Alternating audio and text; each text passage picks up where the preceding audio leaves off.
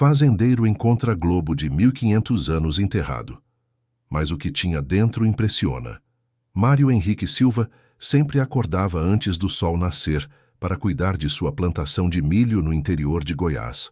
Aos 52 anos, ele havia herdado as terras do pai e mantinha a tradição familiar de agricultura, mesmo enfrentando dificuldades financeiras que pareciam piorar a cada safra.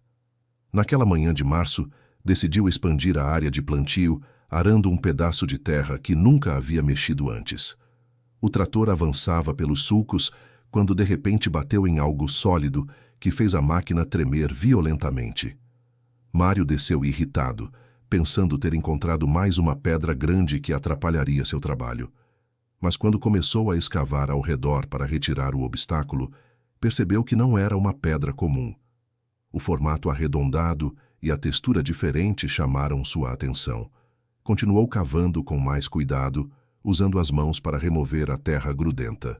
Aos poucos, uma esfera gigantesca de pedra foi sendo revelada.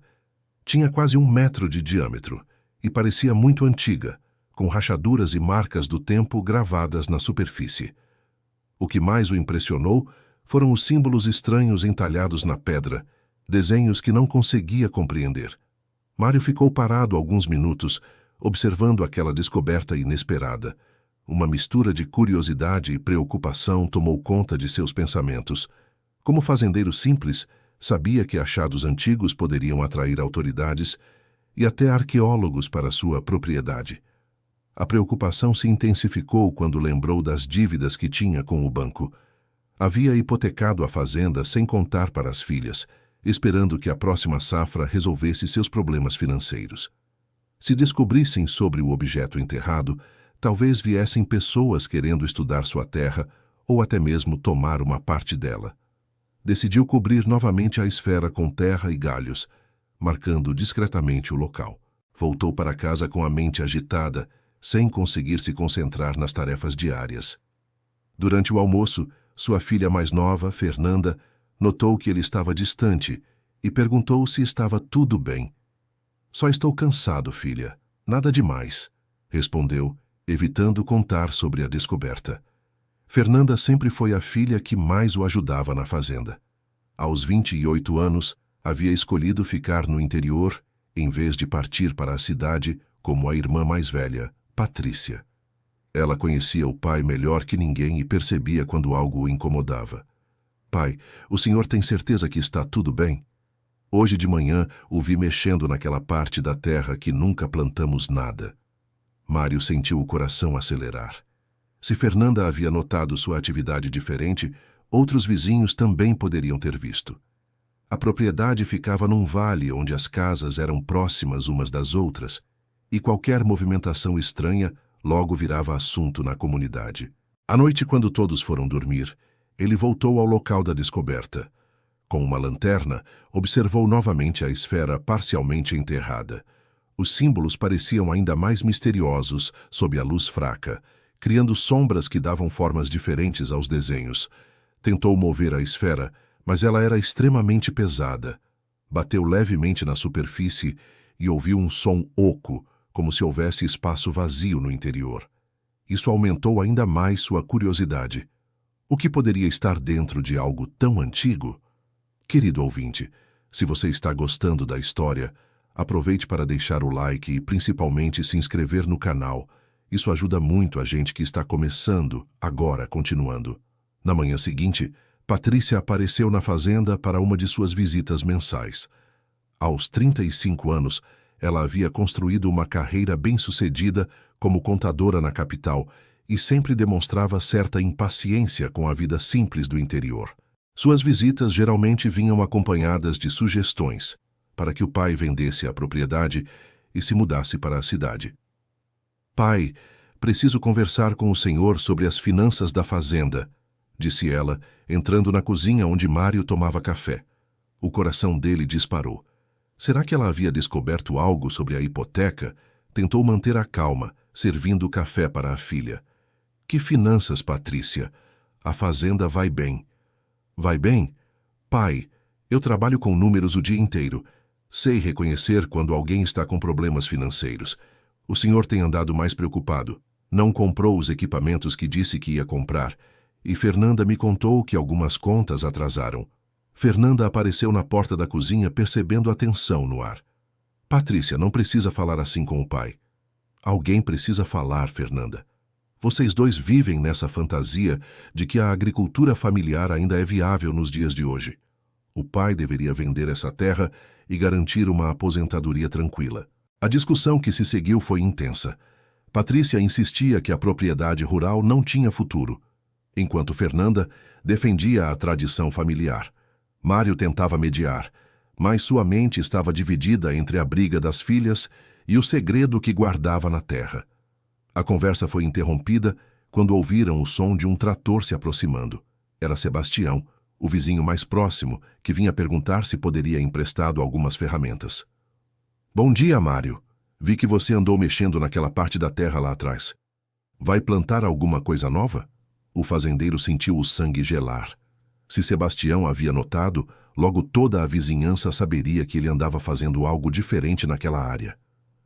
Só estava dando uma olhada no terreno, Sebastião, pensando em expandir o plantio. Ah, entendi. É que vi você lá várias vezes, até de noite com lanterna. Pensei que tinha perdido alguma ferramenta ou algo assim. As filhas trocaram olhares desconfiados. Patrícia foi a primeira a falar. Pai, o que o senhor estava fazendo de noite na plantação? Mário percebeu que não conseguiria esconder muito tempo. A pressão da família e a curiosidade dos vizinhos tornavam a situação insustentável. É que encontrei uma coisa estranha enterrada lá. Não queria fazer alarde. Que tipo de coisa? Perguntou Fernanda preocupada. Uma pedra grande, redonda, com desenhos gravados. Parece muito antiga.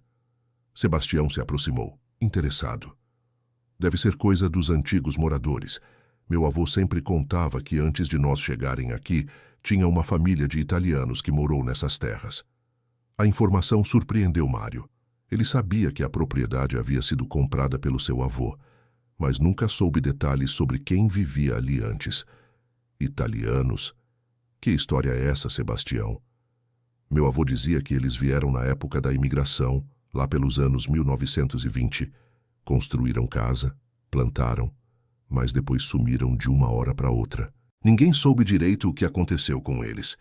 Patrícia franziu a testa. Pai, se esse objeto for realmente antigo, pode ter valor histórico.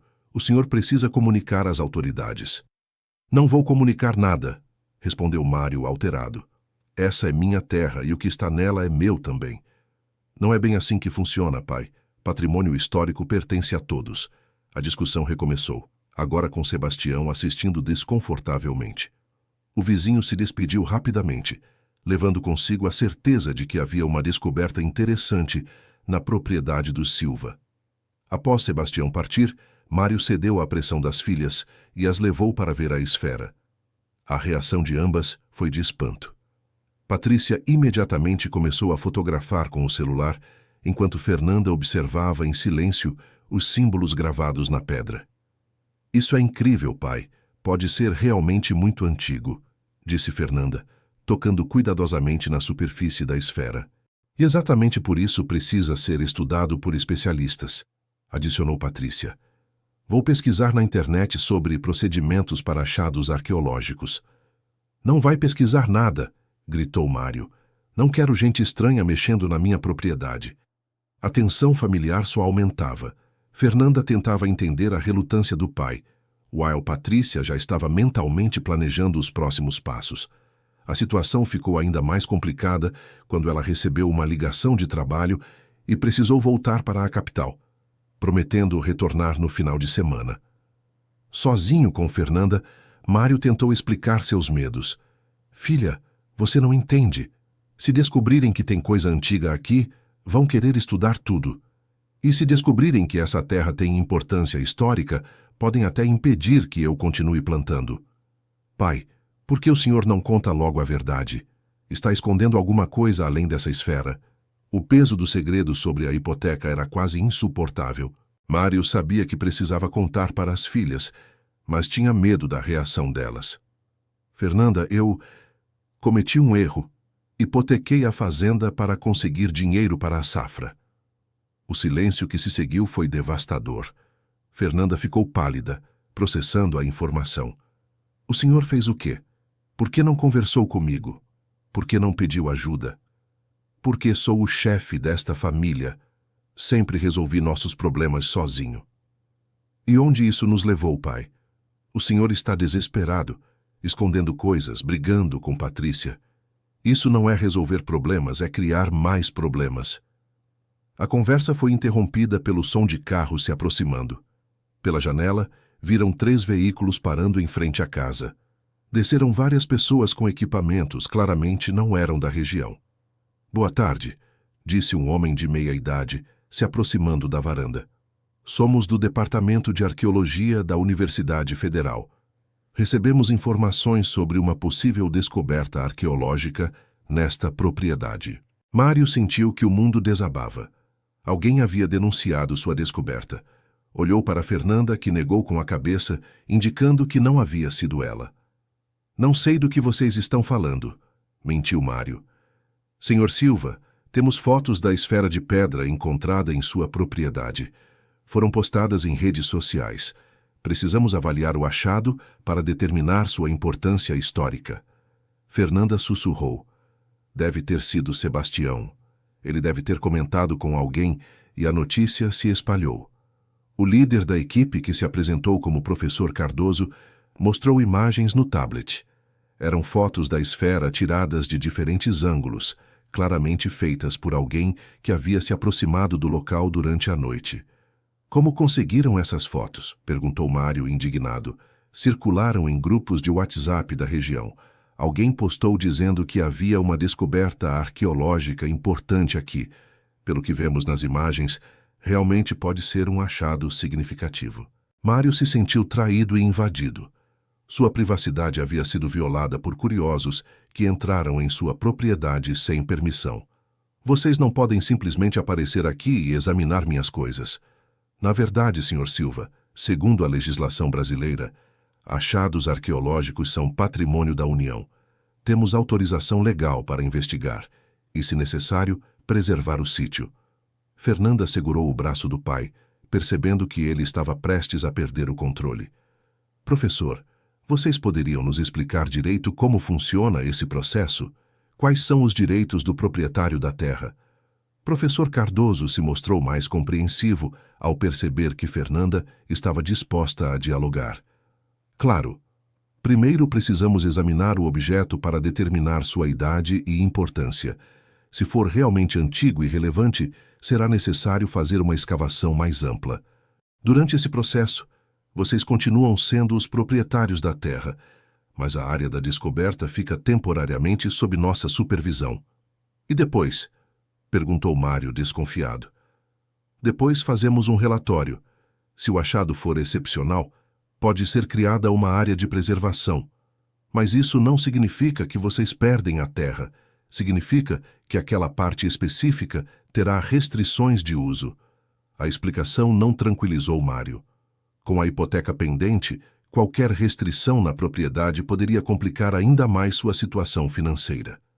A equipe passou o resto da tarde examinando a esfera.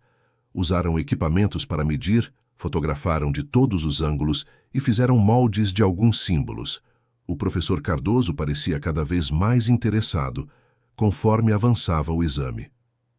Este objeto é realmente excepcional, comentou com seus assistentes. Os símbolos não parecem ser de origem indígena. Têm características que lembram gravações europeias antigas. Mário e Fernanda acompanharam todo o processo em silêncio. O fazendeiro estava visivelmente tenso, enquanto a filha demonstrava curiosidade crescente sobre a descoberta. Ao final do dia, professor Cardoso se aproximou deles. Senhor Silva, esse achado é muito importante. Precisaremos de alguns dias para fazer análises mais detalhadas. Vamos instalar uma proteção temporária ao redor do local e colocar um guarda noturno. Um guarda? Na minha propriedade, protestou Mário. É procedimento padrão para proteger o sítio arqueológico. O guarda ficará apenas na área da descoberta. Não interferirá em suas atividades agrícolas. Quando a equipe finalmente partiu, Pai e filha ficaram sozinhos no terraço, observando o local onde agora havia uma estrutura de proteção improvisada. Fernanda, minha vida virou de cabeça para baixo em 2 dias, desabafou Mário. Pai, talvez isso seja uma oportunidade. Se o objeto for realmente valioso, pode atrair turismo para a região, gerar renda extra. Ou pode complicar tudo. Com a hipoteca vencendo em 6 meses, não posso me dar ao luxo de ter partes da terra inacessíveis. Fernanda ficou em silêncio, pensando em possíveis soluções. Conhecia o pai há tempo suficiente para saber que ele estava mais assustado do que irritado. Durante a noite, Mário não conseguiu dormir. Saiu várias vezes para observar a área protegida, onde uma luz fraca indicava a presença do guarda noturno.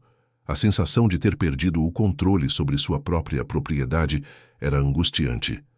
Na manhã seguinte, Patrícia retornou mais cedo do que havia prometido, trazendo consigo um advogado especializado em direito imobiliário e patrimonial.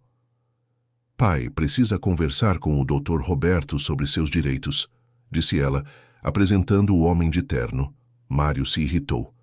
Patrícia, eu não pedi para você trazer advogado nenhum, mas eu trouxe porque percebo que o senhor não entende a gravidade da situação. Essa descoberta pode afetar o valor e o uso da propriedade. Doutor, Roberto se mostrou profissional e direto. Senhor Silva, analisei rapidamente o caso baseado nas informações que Patrícia me passou. A situação é complexa, especialmente considerando a hipoteca existente sobre a propriedade. Como você soube da hipoteca? Perguntou Mário, olhando furioso para Patrícia. Pai, fiz uma pesquisa nos cartórios. Era necessário entender a situação completa para poder ajudar. A sensação de traição foi total. Mário se sentiu exposto e humilhado diante do advogado desconhecido.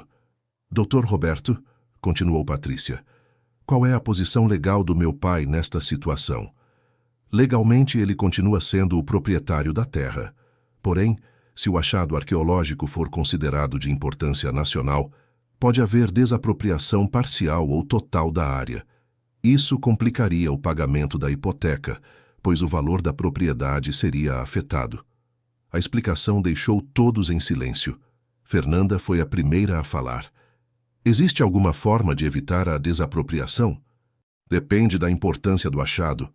Se for apenas de interesse regional, podem estabelecer uma parceria onde a propriedade se torna um ponto de visitação turística, gerando renda para o proprietário. Mas se for de importância nacional, posso perder tudo, completou Mário abatido. Dr. Roberto tentou ser otimista. Não necessariamente, mas é fundamental acompanhar de perto o processo de avaliação e garantir que seus direitos sejam respeitados. Naquela tarde, professor Cardoso retornou com uma equipe maior e equipamentos mais sofisticados.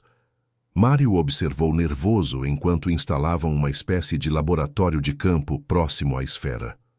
Senhor Silva, chamou o professor. Preciso informar que nossos exames preliminares indicam que o objeto tem aproximadamente 1.500 anos de idade. A revelação causou impacto. Mesmo Mário, que tentava se manter indiferente, não conseguiu esconder a surpresa. 1.500 anos? Como é possível? É mais antigo do que imaginávamos. Isso significa que pode ter relação com povos que habitaram esta região muito antes da colonização europeia. Ou, considerando os símbolos gravados, pode ter origem em culturas que migraram para cá em épocas remotas. Fernanda se aproximou, fascinada. E os símbolos? Conseguiram decifrar alguma coisa?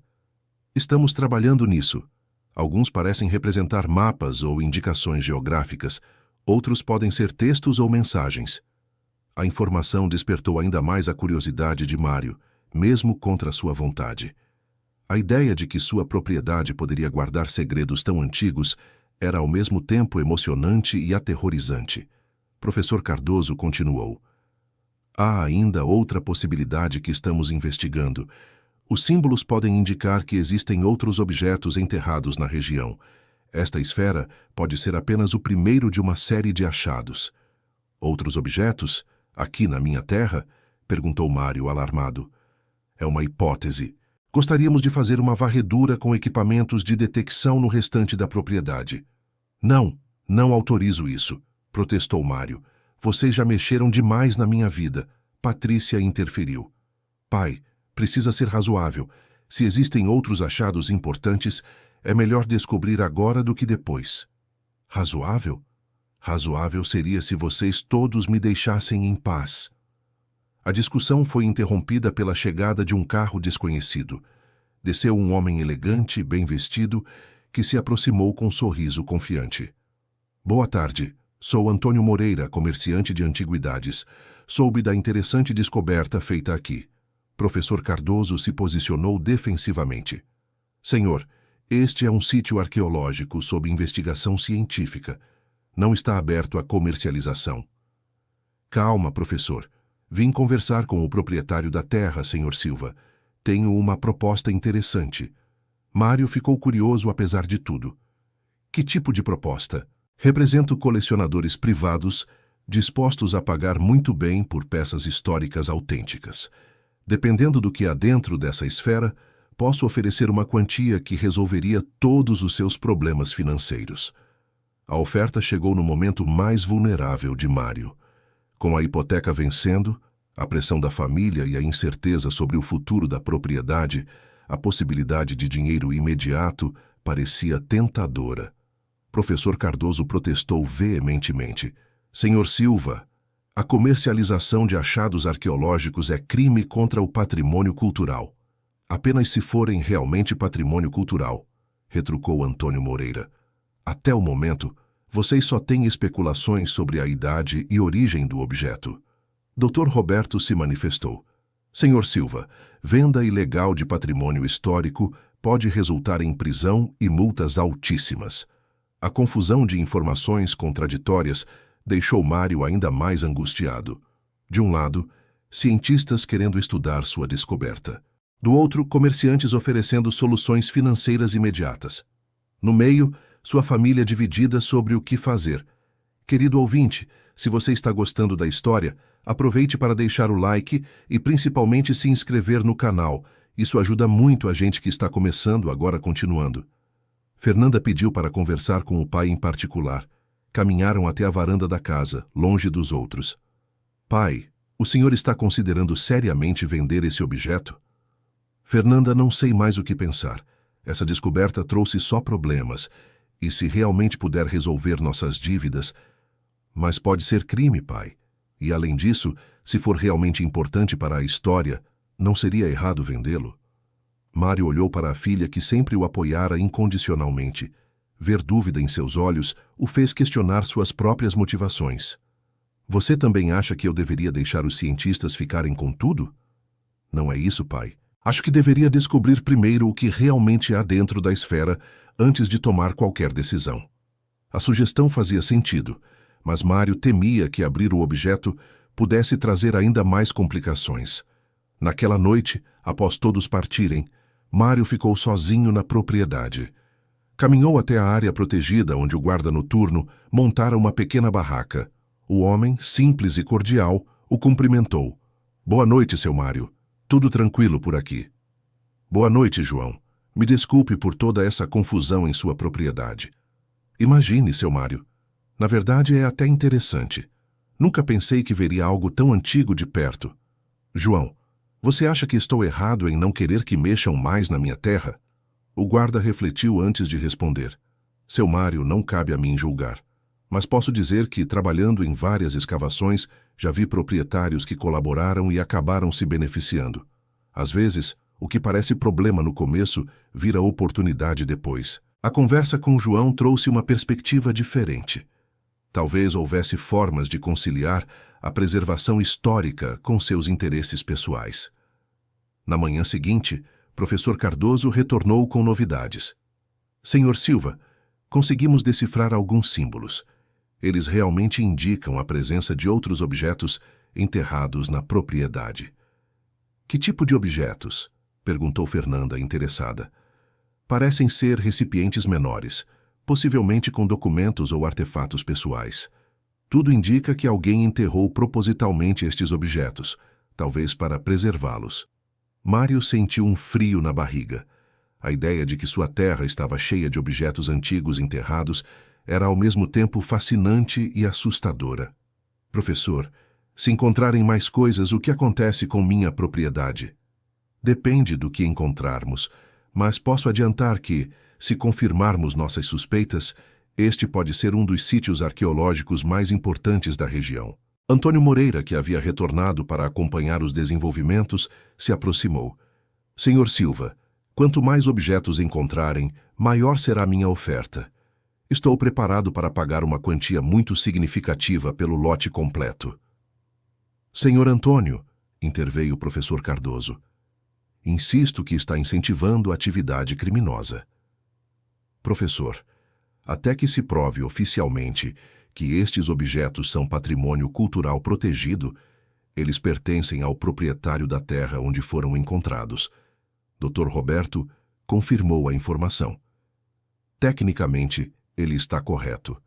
Enquanto não houver tombamento oficial ou declaração de patrimônio histórico, os objetos pertencem ao proprietário do terreno.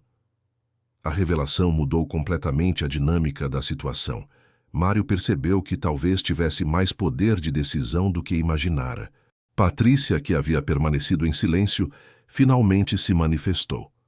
Pai, antes de decidir qualquer coisa, não seria melhor descobrir o que realmente há dentro da esfera?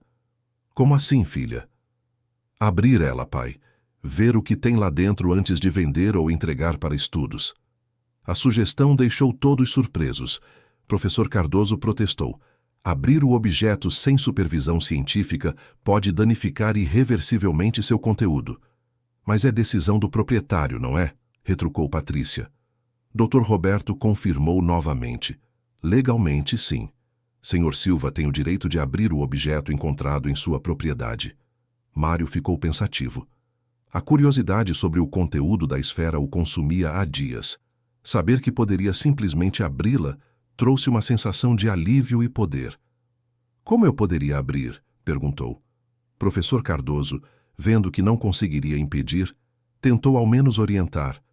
Se for realmente fazê-lo, pelo menos use procedimentos que não danifiquem o conteúdo. Ferramentas precisas, ambiente controlado. Professor, interrompeu Mário, vou abrir na minha propriedade do meu jeito. Quem quiser acompanhar pode ficar. Quem não quiser pode ir embora. A decisão causou alvoroço. Professor Cardoso tentou negociar para ao menos documentar o processo, enquanto Antônio Moreira insistia para estar presente para avaliar o que seria encontrado. Fernanda apoiou a decisão do pai. Pai está certo. É a terra dele. É o achado dele. Tem o direito de descobrir o que encontrou. Patrícia também demonstrou apoio, surpreendendo a todos. Concordo. Chega de outras pessoas decidirem pelo nosso pai.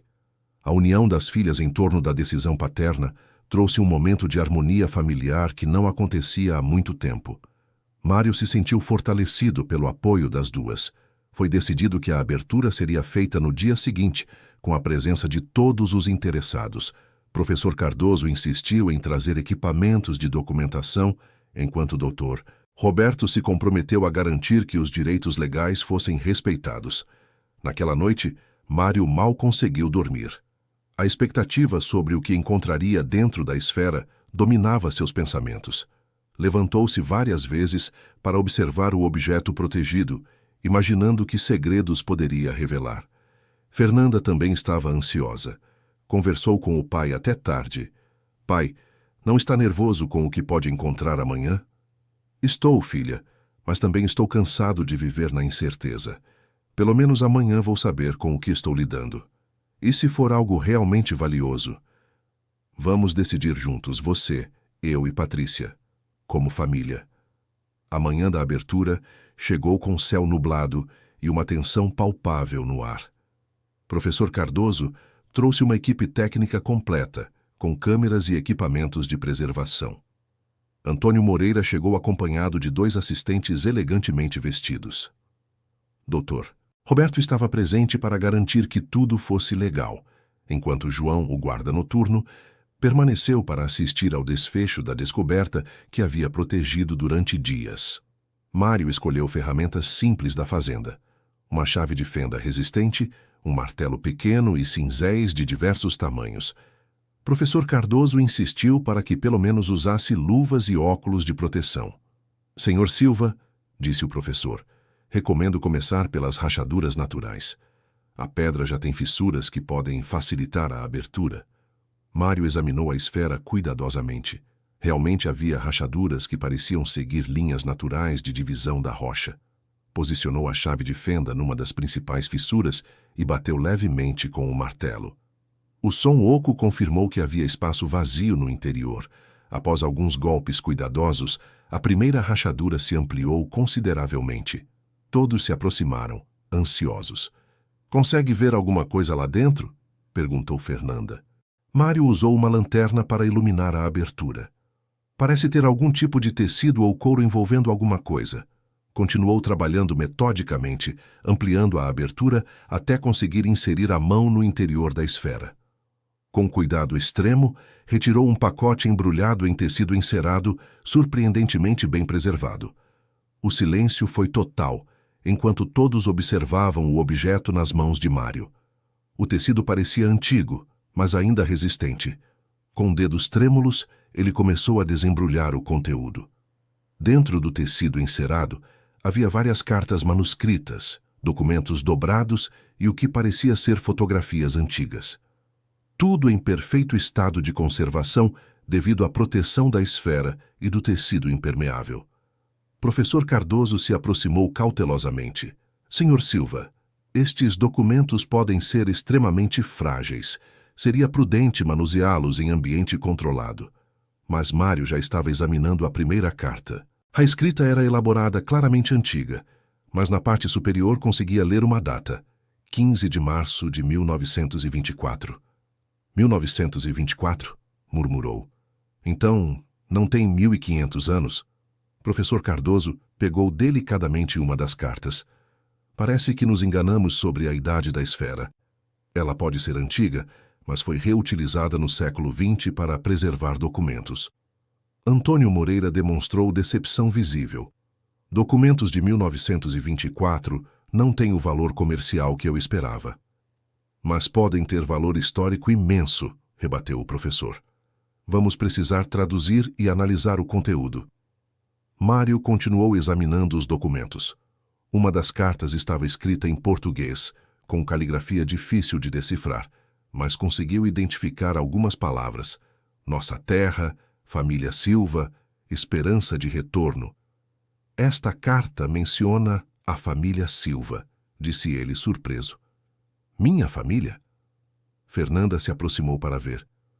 "O que mais diz, pai?" "Não consigo ler tudo, a letra é muito difícil, mas parece falar sobre terra, sobre partir, sobre esconder coisas importantes." Professor Cardoso ofereceu ajuda. "Posso providenciar tradução e análise paleográfica de todos os documentos. Isso nos dará informações precisas sobre o conteúdo." "Não", disse Mário decidido. "Quero entender isso aqui na minha casa, com minha família. Se precisarmos de ajuda para traduzir depois, pediremos."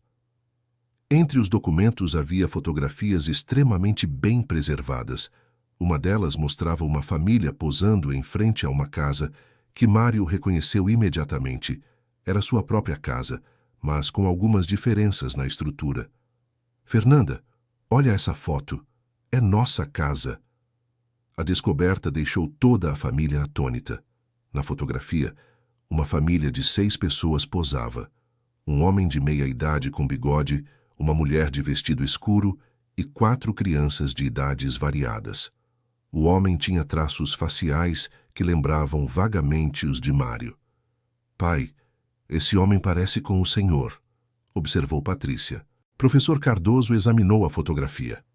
"Esta imagem pode ser extremamente importante para entender a história da propriedade. A família retratada provavelmente viveu aqui nos anos 1920. Sebastião, o vizinho, havia chegado e se aproximou do grupo. "Posso ver essa foto?" pediu. Quando viu a imagem, seus olhos se arregalaram. "Meu Deus, esse homem da foto é idêntico a meu bisavô." "Seu bisavô?" perguntou Mário. "Sim. Tenho fotos dele em casa. A semelhança é impressionante. A revelação trouxe uma nova dimensão ao mistério. Se Sebastião reconhecia alguém da foto como seu bisavô, significava que havia conexões familiares antigas entre os moradores da região. Sebastião, disse professor Cardoso, você poderia trazer essas fotos da sua família para compararmos? Claro, volto já com elas. Enquanto Sebastião foi buscar as fotografias, Mário continuou examinando os documentos. Encontrou um envelope lacrado com a palavra testamento, escrita em letras grandes. Um testamento? Murmurou. Patrícia se aproximou. Pai, talvez seja melhor abrir isso na presença do Dr. Roberto. O advogado confirmou. Se for realmente um testamento, pode ter implicações legais importantes. Com cuidado extremo, Mário abriu o envelope. Dentro, havia um documento escrito em português arcaico com várias páginas. O cabeçalho dizia: Últimas vontades de Giuseppe Silva. Giuseppe Silva? Perguntou Fernanda. Mas esse não é um nome italiano? Professor Cardoso explicou. Durante a imigração, muitas famílias italianizavam seus nomes. Silva pode ter sido adaptação de um sobrenome italiano similar. Dr. Roberto começou a examinar o documento. Este testamento parece legítimo, seguindo as formalidades legais da época, mas precisaria de análise mais detalhada para determinar sua validade. Mário continuou lendo e encontrou passagens que o deixaram perplexo. Aqui diz que Giuseppe Silva deixa toda a propriedade rural localizada no vale do... nossa região. E depois fala sobre para os descendentes que cuidarem da terra com amor e respeito. A descoberta de que poderia haver um testamento relacionado à sua propriedade causou alarme em Mário.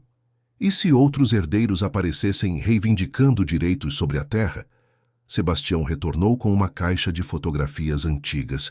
Quando compararam as imagens, a semelhança entre o homem da foto encontrada na esfera e o bisavô de Sebastião era realmente impressionante. Eles são a mesma pessoa, confirmou Sebastião. Meu bisavô se chamava Giuseppe, mas todo mundo o conhecia como José. Giuseppe Silva, murmurou Mário. Então sua família também tem o sobrenome Silva? Não, nossa família é Santos. Mas meu bisavô sempre dizia que antes de vir para o Brasil tinha outro nome. Nunca entendi direito essa história. Professor Cardoso estava visivelmente excitado com as descobertas.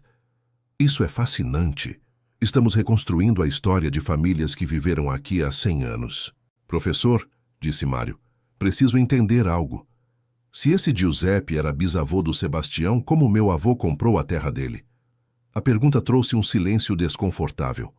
Todos perceberam que poderia haver questões complexas sobre a legitimidade da posse da terra. Dr. Roberto se manifestou. Seria necessário pesquisar nos cartórios para entender a cadeia de proprietários. Mas lembro que no período pós-1929, muitas propriedades rurais mudaram de mãos devido à crise econômica. Antônio Moreira, que havia permanecido em segundo plano após descobrir que os documentos não tinham o valor comercial esperado, se aproximou novamente. Senhor Silva, mesmo que estes documentos não sejam tesouros monetários, podem ter valor para colecionadores de história regional. Mantenho minha oferta por tudo. Não, disse Mário categoricamente. Estes documentos contam a história da minha terra. Não vou vendê-los. A decisão surpreendeu até mesmo suas filhas, que esperavam que ele considerasse a oferta financeira. Pai, disse Patrícia, tem certeza? O dinheiro poderia resolver a questão da hipoteca. Tenho certeza. Algumas coisas são mais importantes que dinheiro. Fernanda sorriu, reconhecendo o pai que ela conhecia e admirava. Sebastião também demonstrou aprovação. Seu Mário está certo. História da família não se vende. Professor Cardoso ofereceu uma alternativa. Senhor Silva, eu poderia organizar a tradução e análise completa de todos os documentos sem custos. Em troca, você permitiria que publicássemos um estudo sobre a história da região baseado nestes achados. Publicar? Perguntou Mário desconfiado. Um artigo científico, nada comercial. Seria uma forma de preservar e divulgar a história das famílias que viveram aqui. A proposta parecia razoável. Mário poderia manter os documentos originais e ainda contribuir para o conhecimento histórico da região. Aceito, mas com uma condição. Quero participar de todo o processo de tradução e análise. Claro, na verdade, sua participação seria fundamental para contextualizar as informações. Nos dias seguintes, uma rotina inédita se estabeleceu na propriedade. Professor Cardoso trazia estudantes e equipamentos, transformando a casa da fazenda em um centro de estudos históricos temporário. Mário descobriu que gostava de participar das sessões de tradução e análise. Ver sua propriedade ganhando importância histórica trouxe um orgulho que não sentia há anos. As cartas revelaram uma história comovente. Giuseppe Silva realmente havia sido um imigrante italiano que chegou ao Brasil em 1920 com a família. Comprou a propriedade com suas economias e trabalhou arduamente para torná-la produtiva. Uma carta para a esposa, datada de 1928, dizia: "Minha querida Maria, nossa terra está dando bons frutos. As crianças estão crescendo fortes e felizes. Construímos aqui o paraíso que sonhávamos na Itália." "É emocionante", comentou Fernanda após ouvir a tradução. Eles realmente amavam esta terra como nós, mas as cartas posteriores contavam uma história diferente. Em 1929, Giuseppe escrevia: "A crise chegou até nossa região. Os preços dos produtos agrícolas despencaram. Estou preocupado com o futuro da família." Em 1930, uma carta desesperada: "Maria, não sei como vamos sobreviver. O banco está cobrando dívidas que não conseguimos pagar. Pode ser que tenhamos que partir." A última carta de Giuseppe, datada de março de 1931, era devastadora. "Perdemos nossa terra. O banco vendeu tudo para cobrir as dívidas. Partiremos amanhã para São Paulo, onde meu irmão conseguiu trabalho numa fábrica. Estou enterrando nossas memórias mais preciosas, esperando que um dia nossos filhos possam voltar para buscá-las." O silêncio que se seguiu à leitura foi emocional. Mário se sentiu tocado pela tragédia da família Giuseppe, mas ao mesmo tempo desconfortável ao perceber que sua própria família havia se beneficiado da desgraça alheia. Sebastião estava visivelmente emocionado. "Agora entendo por que meu bisavô nunca falava muito sobre o passado. Deve ter sido muito doloroso para ele." Professor Cardoso comentou: "Infelizmente, essa história se repetiu com milhares de famílias durante a Grande Depressão. Muitos pequenos proprietários perderam suas terras para os bancos." Dr. Roberto acrescentou uma perspectiva legal: "Baseado nas cartas, parece que a venda da propriedade foi legítima, embora possa ter sido forçada pelas circunstâncias econômicas." "Mas moralmente?" perguntou Mário. "Será que meu avô sabia da situação da família Giuseppe quando comprou a terra?" "Provavelmente sabia", respondeu o advogado. "Mas isso não torna a transação ilegal. Era uma época difícil para todos." A questão moral pesava na consciência de Mário. Descobrir que sua propriedade havia sido adquirida durante o sofrimento de outra família o fazia questionar seus próprios direitos sobre a terra. Continuando a análise dos documentos, encontraram mapas desenhados por Giuseppe, mostrando a localização de outros objetos enterrados. As indicações eram precisas, marcando locais específicos da propriedade. "Papai enterrou mais coisas", disse uma das cartas finais. "Guardou as joias da vovó, o relógio do vovô e os documentos da família na Itália. Disse que um dia voltaríamos para buscar tudo." Professor Cardoso se animou com a possibilidade. "Senhor Silva, estes mapas podem nos levar a outros achados importantes. Você autorizaria uma busca?" Mário hesitou. Encontrar mais objetos da família Giuseppe poderia complicar ainda mais a situação. "E se encontrarmos algo que prove que esta terra não deveria ser nossa?" Patrícia se surpreendeu com a pergunta do pai. "Pai, o senhor está questionando nossos direitos sobre a propriedade?" "Estou questionando se é justo nós vivermos aqui, sabendo do sofrimento que a família anterior passou." A reflexão moral de Mário impressionou até mesmo o professor Cardoso. "Senhor Silva, é admirável sua preocupação ética. Mas, legalmente, vocês são os proprietários legítimos desta terra há mais de 90 anos. Sebastião ofereceu uma perspectiva diferente. Seu Mário, Se meu bisavô quisesse que alguém ficasse com esta terra, seria alguém que a amasse como ele amava. E pelo que vejo, o senhor ama esta propriedade tanto quanto ele amou. A observação tocou profundamente Mário. Talvez a questão não fosse sobre direitos legais, mas sobre responsabilidade moral de cuidar bem da terra. Querido ouvinte, se você está gostando da história, aproveite para deixar o like e principalmente se inscrever no canal. Isso ajuda muito a gente que está começando. Agora, continuando. Decidiram proceder com a busca pelos outros objetos indicados no mapa.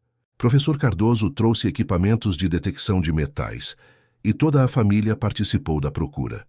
O primeiro local indicado no mapa ficava próximo a uma árvore centenária que Giuseppe havia plantado.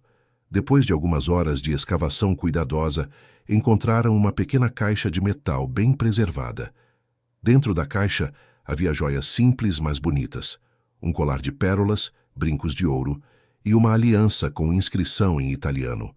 Havia também um relógio de bolso ainda funcionando e mais fotografias da família. "Esse relógio ainda funciona?" perguntou Fernanda, admirada. Professor Cardoso examinou o objeto. Relógios bem feitos dessa época eram construídos para durar gerações. Com manutenção adequada, podem funcionar por séculos. Uma das novas fotografias mostrava Giuseppe com um homem mais jovem, ambos sorrindo ao lado de uma plantação de milho no mesmo terreno onde Mário cultivava atualmente. "Quem será esse homem mais jovem com o Giuseppe?" perguntou Patrícia. Sebastião examinou a foto. "Pode ser meu avô. Meu bisavô teve vários filhos e um deles ficou na região quando a família partiu para São Paulo." A revelação trouxe nova complexidade à história. Se parte da família Giuseppe havia permanecido na região, poderiam existir outros descendentes com conexões à propriedade. "Sebastião", perguntou o Dr. Roberto, "você tem informações sobre outros descendentes da família do seu bisavô?"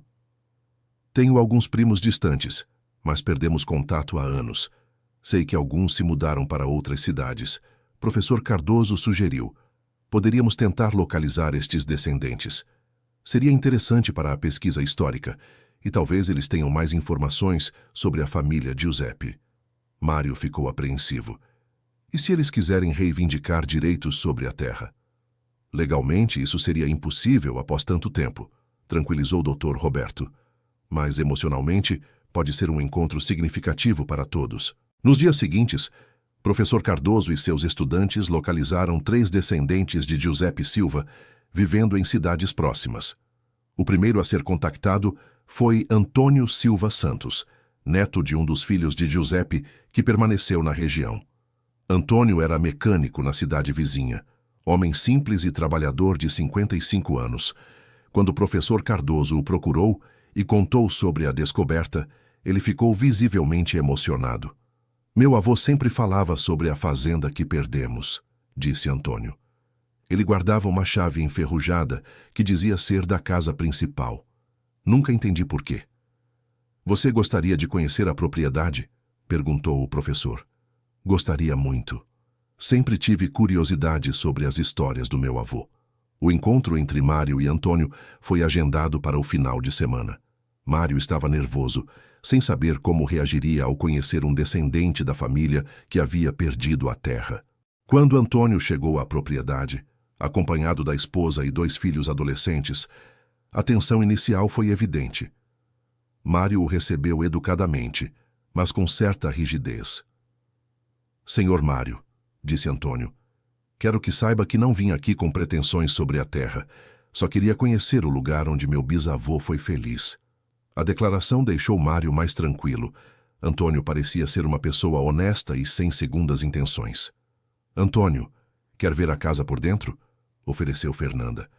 Durante a visita, Antônio demonstrou conhecimento surpreendente sobre detalhes da construção. "Meu avô sempre dizia que o assoalho da sala rangeia na 3ª tábua próxima à janela", comentou. Mário testou, pisando no local indicado.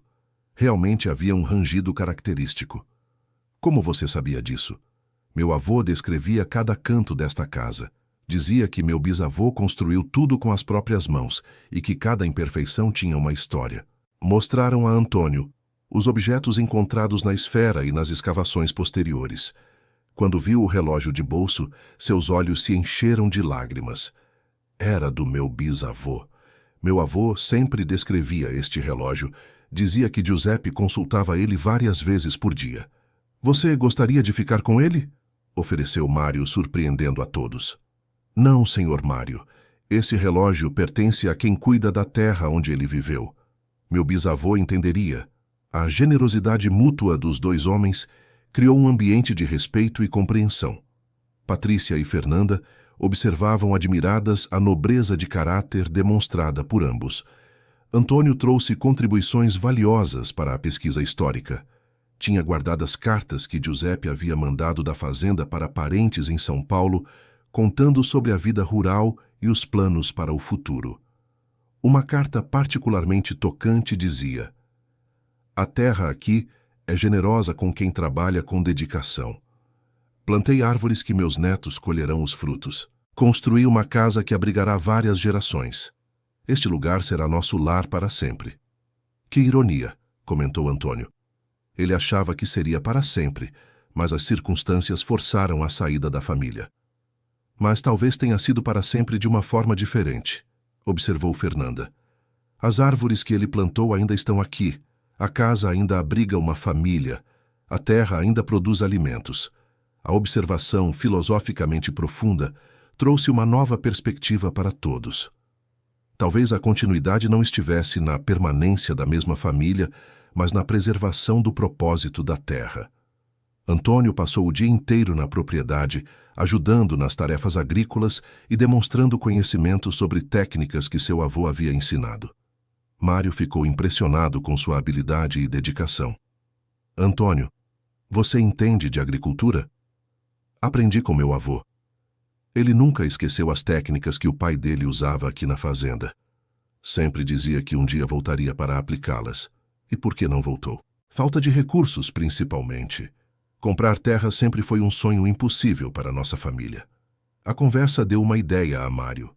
Durante a semana seguinte, ele não conseguiu parar de pensar na situação de Antônio e na conexão histórica que ele tinha com a propriedade. Conversou com suas filhas sobre uma possibilidade que o vinha perturbando. Meninas, o que vocês acham de convidar o Antônio para trabalhar conosco aqui na fazenda? Patrícia ficou surpresa. Como assim, pai? Contratar ele como funcionário? Não como funcionário, como parceiro. Ele conhece a terra, tem experiência agrícola e, mais importante, ama este lugar como nós amamos. A sugestão deixou as filhas pensativas. Fernanda foi a primeira a se manifestar. Pai, é uma ideia interessante, mas como funcionaria na prática? Poderíamos dividir as responsabilidades e os lucros. Ele contribui com trabalho e conhecimento. Nós mantemos a propriedade e equipamentos. Doutor, Roberto foi consultado sobre a viabilidade legal da parceria. Confirmou que seria possível estabelecer uma sociedade rural com divisão proporcional de responsabilidades e lucros. Mas, senhor Silva, alertou o advogado, isso significaria dividir o controle da propriedade. Tem certeza que quer fazer isso? Mário refletiu profundamente antes de responder. Doutor Roberto, descobri que esta terra tem uma história maior do que minha família. Talvez seja a hora de honrar essa história de forma prática. A decisão foi apresentada a Antônio durante uma conversa reservada. Sua reação inicial foi de incredulidade. Senhor Mário, o senhor está oferecendo parceria em uma propriedade que vale muito dinheiro. Por que faria isso? Porque acredito que a terra pertence a quem a ama e cuida dela bem. E você demonstrou que ama este lugar tanto quanto eu.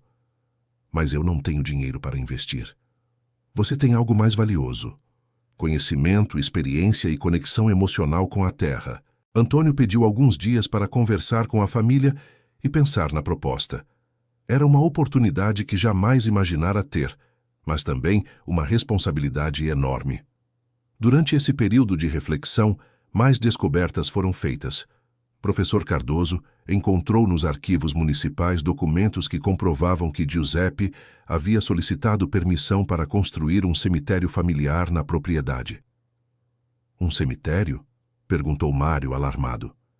Não se preocupe, tranquilizou o professor. Pelos documentos, ele nunca chegou a construir. Era apenas um projeto para quando a família crescesse. Mas a informação levou a uma nova escavação em local indicado nos mapas como Lugar do Descanso Eterno. Lá encontraram não túmulos, mas uma cápsula do tempo mais elaborada. Dentro havia documentos sobre a genealogia da família Giuseppe, incluindo árvore genealógica completa, certidões de nascimento dos filhos e até mesmo sementes das plantas que ele havia trazido da Itália. Sementes? Depois de 100 anos? Perguntou Fernanda. Professor Cardoso explicou. Sementes bem preservadas podem manter viabilidade por décadas, às vezes até mais de um século. Será que ainda brotariam? Perguntou Antônio, que havia voltado para acompanhar a escavação. Só há uma forma de descobrir, respondeu o professor. Decidiram plantar algumas das sementes encontradas numa área especial da propriedade. Se brotassem, seria uma conexão viva com o passado da terra. Antônio aproveitou a ocasião para dar sua resposta sobre a parceria. Senhor Mário, aceito sua proposta, mas com uma condição.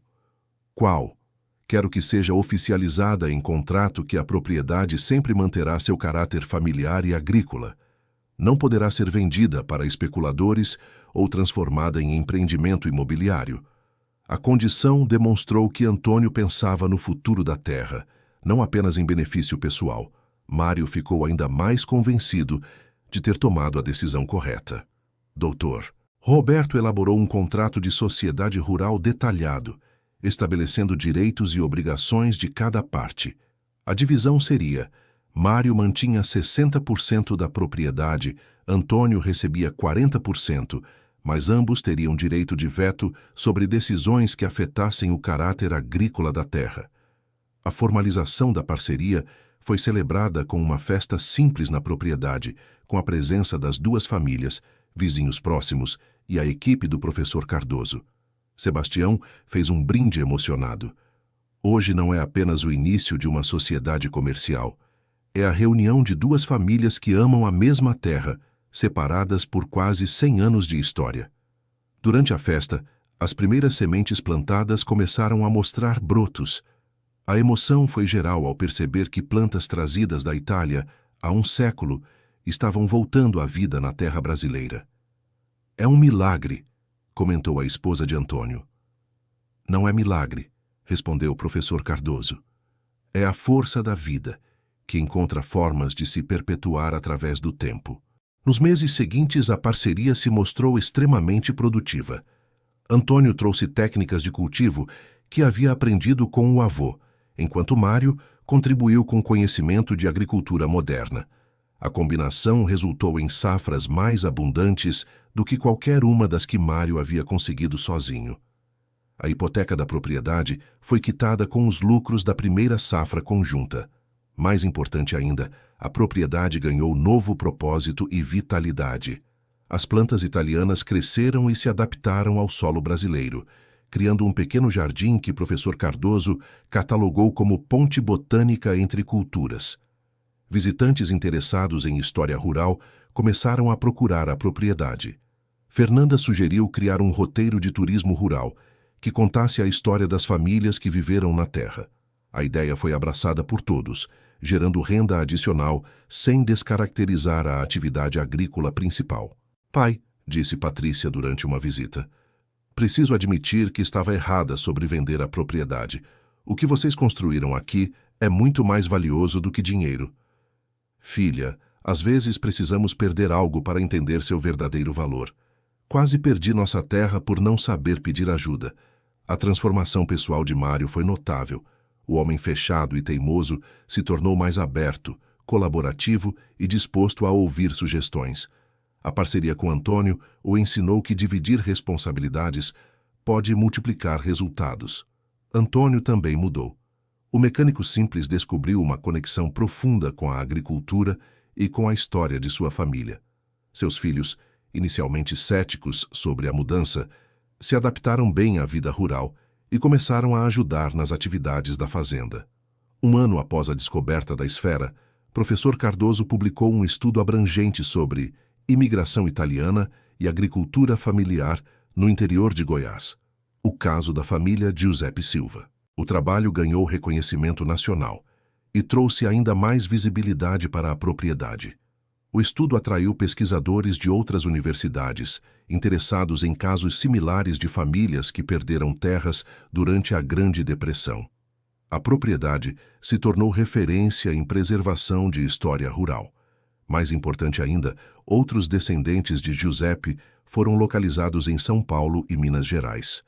A reunião entre todas as ramificações da família, organizada na propriedade original, foi um evento emocionante. Nosso bisavô ficaria orgulhoso, comentou uma das netas de Giuseppe, já idosa. Ele sempre dizia que a terra era mais forte que as pessoas, que superaria qualquer dificuldade. Durante a reunião familiar, decidiram criar uma fundação para preservar a história das famílias rurais da região, usando a propriedade como sede. A fundação seria financiada pela renda do turismo rural e teria como objetivo documentar e preservar histórias similares. Antônio foi escolhido como presidente da fundação, reconhecimento de sua dedicação em honrar a memória do bisavô e cuidar da terra que Giuseppe havia amado. 2 anos após a descoberta, a propriedade havia se transformado completamente. Continuava sendo uma fazenda produtiva, mas também era centro de estudos históricos, destino de turismo rural educativo e exemplo de como resolver conflitos através de diálogo e generosidade. A esfera de pedra que havia iniciado toda a aventura foi instalada em posição de destaque na entrada da propriedade, com uma placa contando sua história e o que havia revelado sobre o passado da terra. Mário, agora com 54 anos, frequentemente se sentava próximo à esfera para refletir sobre as mudanças em sua vida. A descoberta que inicialmente o aterrorizara havia se tornado a maior bênção que poderia imaginar. Fernanda assumiu a gestão administrativa da propriedade, aplicando conhecimentos que adquiriu em curso de administração rural. Patrícia contribuía com consultoria financeira, mantendo as contas organizadas e planejando investimentos para a expansão sustentável. A parceria entre as duas famílias se fortalecia a cada safra. Os filhos de Antônio, agora com 20 e 22 anos, estudavam agronomia e planejavam continuar o trabalho dos pais na propriedade. Tio Mário, disse Carlos, o filho mais novo de Antônio. Meu professor de história do colégio quer trazer a turma para visitar nossa fazenda. Mário sorriu ao ser chamado de tio pelo jovem. A integração entre as famílias havia se tornado tão natural que as diferenças de sobrenome não importavam mais. Claro, Carlos. Quanto mais pessoas conhecerem nossa história, melhor. As visitas escolares se tornaram frequentes, transformando a propriedade em laboratório de história viva para estudantes da região. Professores de várias disciplinas traziam suas turmas para aulas práticas sobre agricultura, história, biologia e até mesmo arquitetura rural. Um evento especial marcou o 3º aniversário da descoberta. O nascimento do primeiro bezerro de uma vaca que havia sido comprada com os lucros da sociedade. Antônio sugeriu nomeá-la Giuseppe, em homenagem ao bisavô. Giuseppe seria feminino, né? Brincou Fernanda. Então será Giuseppina, decidiu Antônio rindo. A vaca Giuseppina se tornou mascote informal da propriedade, especialmente querida pelas crianças que vinham em visitas escolares. Durante uma conversa noturna na varanda, Mário e Antônio refletiram sobre todo o processo que haviam vivido. Antônio, você alguma vez imaginou que uma esfera enterrada poderia mudar tanto nossas vidas? Nunca, senhor Mário. Mas meu avô sempre dizia que a terra guarda segredos e que esses segredos se revelam quando é chegada a hora certa. A hora certa. Talvez tenha sido mesmo. Se eu tivesse encontrado essa esfera há 10 anos, quando era mais teimoso, teria vendido ela sem pensar 2 vezes. E se eu não tivesse perdido o emprego na oficina, justamente quando o senhor me procurou, talvez não tivesse aceitado a parceria. As coincidências que os haviam levado àquela situação realmente pareciam ter sido orquestradas por forças maiores que suas vontades individuais. A propriedade continuou prosperando nos anos seguintes. A combinação de agricultura tradicional, turismo rural e atividades educativas criou um modelo sustentável que atraiu a atenção de órgãos governamentais e ONGs. o Ministério da Agricultura selecionou a propriedade como projeto piloto de agricultura familiar sustentável, oferecendo financiamentos especiais para a expansão das atividades educativas.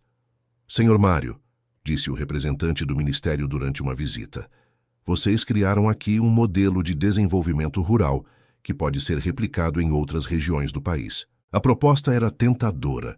Recursos governamentais para transformar a experiência numa escola de agricultura familiar com capacidade para receber estudantes de todo o estado. O que você acha, Antônio? Perguntou Mário ao parceiro. Acho que Giuseppe aprovaria. Ele sempre dizia que conhecimento deveria ser compartilhado. A decisão de aceitar o projeto do Ministério levou a propriedade a um novo patamar. Construíram dormitórios para estudantes, laboratórios básicos de análise de solo e sementes e uma biblioteca especializada em agricultura familiar. Fernanda assumiu a coordenação pedagógica da escola, enquanto Patrícia gerenciava os aspectos financeiros e administrativos. Antônio se tornou instrutor principal de técnicas agrícolas tradicionais e Mário supervisionava o programa geral. O primeiro grupo de estudantes chegou 5 anos após a descoberta da esfera. Eram jovens de famílias rurais de várias regiões de Goiás, interessados em aprender técnicas modernas, sem abandonar tradições familiares. Bem-vindos à Escola Rural Giuseppe Silva, disse Mário na cerimônia de abertura. Aqui vocês aprenderão que tradição e modernidade podem caminhar juntas. A escola se tornou referência nacional em agricultura familiar sustentável. Estudantes formados ali retornavam para suas regiões levando conhecimentos que transformavam suas comunidades. Um dos aspectos mais admirados do projeto era a integração entre história, agricultura e educação. Todos os estudantes participavam de aulas sobre a história da propriedade, aprendendo sobre imigração, crise econômica e como diferentes gerações haviam superado desafios. Professor Mário, perguntou uma estudante durante uma aula, o senhor acha que se Giuseppe não tivesse enterrado aqueles documentos, essa escola existiria? Mário refletiu sobre a pergunta. Talvez não exatamente como existe hoje, mas acredito que pessoas que amam a terra sempre encontram formas de preservá-la e compartilhar esse amor. A resposta se tornou um dos lemas não oficiais da escola. Quem ama a terra sempre encontra formas de preservá-la. 10 anos após a descoberta, a propriedade recebia mais de 5.000 visitantes por ano, entre estudantes, pesquisadores, turistas e delegações oficiais. Continuava produzindo alimentos, mas havia se tornado muito mais do que uma fazenda. Sebastião, agora com 68 anos, frequentemente ajudava como guia para visitantes mais velhos, que se interessavam especialmente pela história das famílias da região. Seu Mário, disse ele durante uma conversa, você já pensou que aquela esfera pode ter sido enterrada exatamente para ser encontrada por você? Como assim, Sebastião? Pense bem. Giuseppe a enterrou esperando que seus descendentes voltassem, mas talvez soubesse que quem realmente amasse a terra é que deveria encontrá-la. A teoria fantasiosa de Sebastião fez Mário sorrir, mas também o fez pensar. Coincidências demais haviam alinhado perfeitamente para que tudo desse certo. A transformação mais notável, porém, havia ocorrido nas relações familiares. Patrícia, que antes pressionava o pai para vender a propriedade, agora passava os fins de semana na fazenda com os próprios filhos, ensinando-os sobre agricultura e história familiar. Pai, disse ela numa dessas visitas, meus filhos amam este lugar tanto quanto eu amava na infância. Obrigada por não ter desistido. Fernanda nunca havia se casado, dedicando-se integralmente ao projeto da escola rural. Encontrara na educação sua verdadeira vocação, e os estudantes a respeitavam como uma segunda mãe. Antônio e sua família se integraram completamente à comunidade.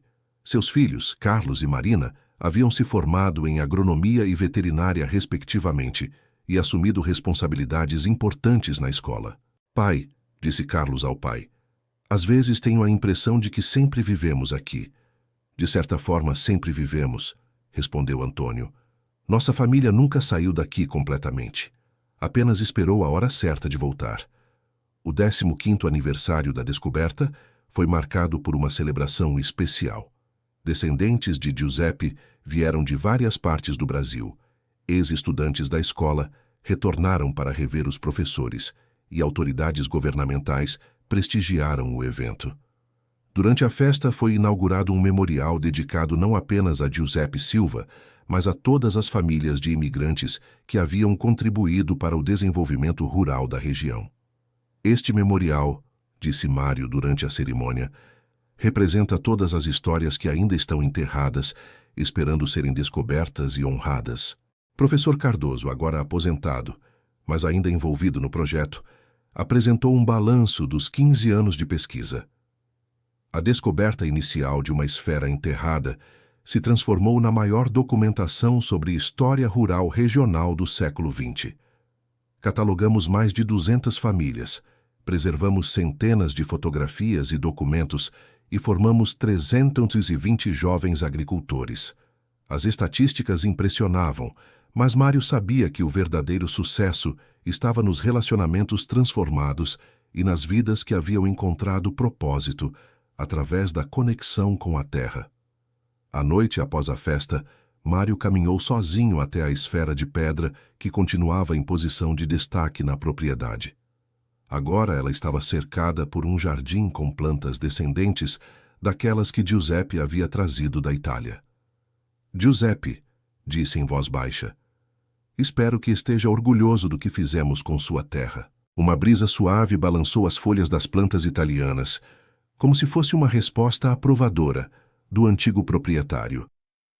Mário percebeu que havia encontrado paz completa com sua decisão de não vender a descoberta, de formar parceria com Antônio e de transformar a propriedade em algo maior do que uma simples fazenda. Aos 67 anos, ele se sentia realizado de uma forma que jamais imaginara possível. Havia descoberto que a verdadeira riqueza não estava em possuir terra, mas em honrá-la e compartilhá-la. A escola rural continuou crescendo, a produção agrícola se mantinha sustentável e as duas famílias viviam em harmonia, que servia de exemplo para toda a região. Nas noites calmas, quando caminhava pela propriedade, Mário às vezes ainda se surpreendia com as transformações que uma única descoberta havia provocado. A esfera enterrada há quase um século havia revelado muito mais do que documentos antigos. Havia revelado possibilidades de futuro que ele nunca havia considerado. A história da propriedade continuava sendo escrita a cada dia, com novos capítulos sendo adicionados por estudantes, visitantes e pelas duas famílias que agora a chamavam de lar. E sempre que alguém perguntava a Mário qual havia sido o maior tesouro encontrado naquela esfera de pedra, ele respondia sem hesitar. O maior tesouro foi descobrir que dividir multiplicação, que honrar o passado constrói o futuro e que a terra pertence a quem a ama, independente de documentos ou contratos. Fim da história. Agora nos conte o que achou desta história e de onde você está nos assistindo. Você acredita que Mário tomou a decisão certa ao formar parceria com Antônio? Deixe sua opinião sincera nos comentários. Muito obrigado pela sua companhia. Não esqueça de deixar seu like e principalmente se inscrever no canal para não perder outras histórias emocionantes como esta.